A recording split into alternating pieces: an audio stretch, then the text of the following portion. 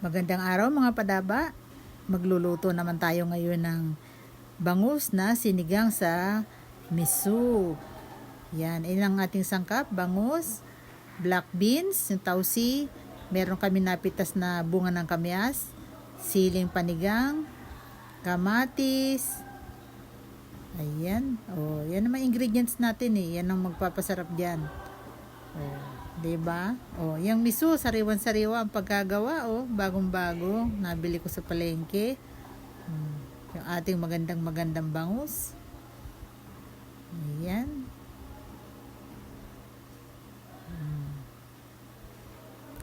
Yung bangus, lagyan muna natin ng cornstarch para hindi tayo matalsikan pag pinipirito. Para swabe lang ang pagluluto natin. Hindi tayo aray-aray. Ayan, magkabila, ano lang natin, pulbusan natin sila gamit ang cornstarch. Magprito na tayo ngayon. Mainit na yung ating mantika. Ayan, diba? Peaceful. Hindi siya tumatalsik kahit matabang-mataba yung bangus natin. Ganda ng bangus natin, mga padaba, Ang sarap niyan. Ayan, ganda. Yung buntot pa, yung buntot. Ayan, kompleto na sila. Pasok na lahat sa kawali. Baliktarin na natin. Kasi hindi natin masyadong tutustahin. Hindi natin siya palulutungin. Kasi isisigang naman natin. Para yung lasa nung timpla ng sabaw natin ng sinigang sa miso, sumama din yung lasa nung masarap na lasa ng bangus. Yung bang hindi siya, kasi pag tumigas, halos wala ka na makukuha pang lasa manggagaling sa bangus. Ang gusto kasi natin yung lasa ng bangus sumama dun sa sabaw. Yan, para sabaw pa lang ulam na. Di ba? Hanguin na natin. Ayan.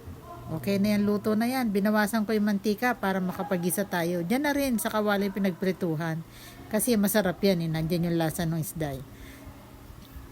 Haluhan natin bawang. Lagay tayo ng konting asin.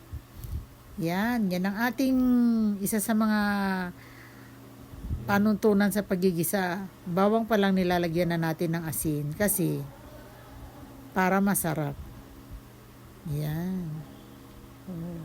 Sibuyas naman, lagay natin ng sibuyas. Halu-haluin natin. Maglagay tayo ng paminta. Pinitpit lang na paminta. Hindi masyadong sobrang durog. Yung parang crack lang siya. Para mabango. Lagay tayo ng black beans. Yung tausi natin, lagay natin. Parang konti pa. Parang uubusin ko na siguro to. Dagdag pa tayo ng konti. Masarap kasi yung black beans Parang ubusin na nga natin.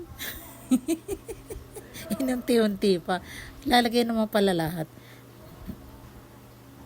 Kamatis. Yung mga hinog na kamatis. Dapat maraming kamatis. Kasi ang masarap sa sinigang, maraming kamatis. Lagay tayo ng toyo. Isang kutsarang toyo lang muna. Para kung kailangan natin mag-adjust, pwede pa. Yan yung kamyas na napitas namin. Yan ang ating ipang-aasim dyan. Masarap yan Yung kamatis, yung kamyas, match na match dyan sa miso. Ayan na yung miso. Diba? Ang sarap niyan Nagluluto din ba kayo ng ganito, mga padaba? Ako kasi natikman ko yan sa nanay ko. Nagluluto nanay ko niyan dati. Hindi ko rin alam yan kung hindi nagdo sa akin nanay ko. Ayan. Masarap pala. Lagyan mo uli natin ng toyo pa. Mga 2 kutsara pa kasi naglagay na tayo ng tubig para sumakto ang alat. Masarap kasi yung nagpapanagpo yung alat, yung asim. Tapos parang may manamis-namis ng konti. Lagay natin yung sili, pampabango. Lagay na natin yung isda na pinirito natin. Sakto na yan. Sakto na ang lasa niyan, timpla niyan. Kasi inasnan din naman natin yung isda kanina bago natin siya pinirito yun. Okay, ang ganda ng kulo Ang sarap, ang bango-bango. Yung amoy ng sili, nangangamoy Tsaka yung amoy nung ginisa. Naku, mga padaba, ang sarap. Ang bango-bango. Kung nandito lang kayo akin na ang tasa mo, lagyan natin para matikman mo na masarap talaga ito. Diba?